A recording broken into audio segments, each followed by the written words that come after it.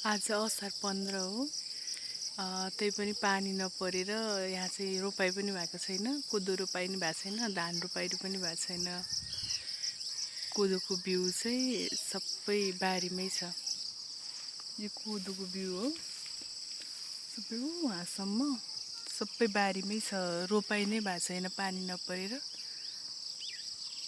यहाँ बिहान morning walk गर्नुको फाइदा एकदमै पिसफुल इन्भाइरोमेन्ट, चिसो चिसो हावा अनि एकदम आनन्द आउँछ। कति धेरै मकै छ। यो खानी त भइसकेको छैन होला, अलि पछि चाहिँ खाने हुन्छ। मर्निङ वाक सँगसँगै म यहाँबाट तरकारी पनि लिएर जान्छु। यहाँ चाहिँ फर्सी छ, फर्सीको मुन्टा टिपेर लिएर जान्छु।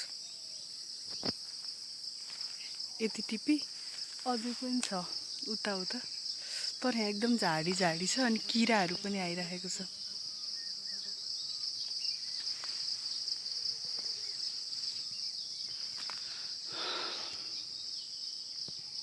पुरै यो मकैबारी कस्तो राम्रो ठाउँ छ।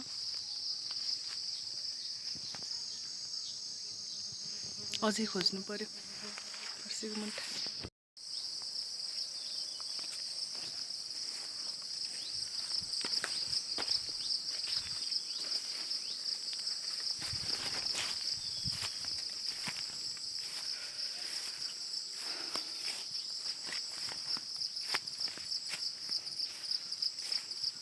पानीले सबै भिज्न लागिसक्यो म त।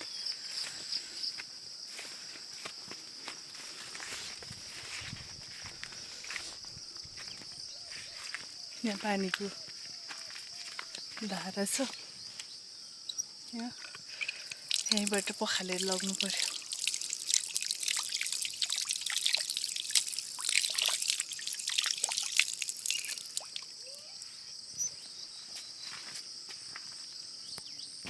मेरो चाहिँ आशा यही छ, अब पानी परेर उहाँहरूले कोदो रोप्न अनि खेत रोप्न पाउनुहुन्छ भनेर।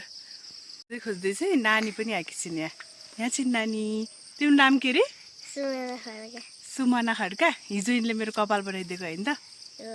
तिमीलाई डिजाइन डिजाइनको कपाल बनाउन आउँछ? ए ल, थ्याङ्क यू। ल बाई भन।